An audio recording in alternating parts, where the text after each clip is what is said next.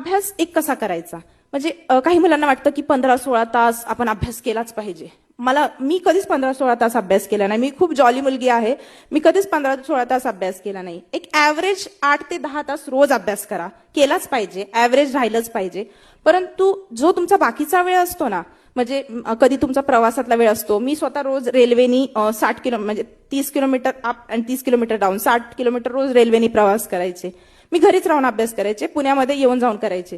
तर अशा ज्या गोष्टी आहेत ना, तुमचा रेल्वेचा टाइम असेल, प्रवासाचा टाइम असेल, कुठं वेटिंगचा टाइम असेल, तुमचा अभ्यास म्हणजे जेव्हा तुम्ही खुर्ची टेबलवर पुस्तक उघडून शांततेमध्ये बसता, तोच अभ्यास असतो, ही चुकीची धारणा आहे.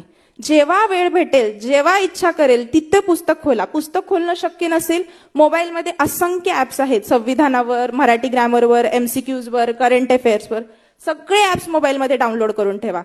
गर्दी असेल, कुठं वेळ असेल, कुठे दवाखान्यात थांबलाय, कुठे रेल्वे स्टेशन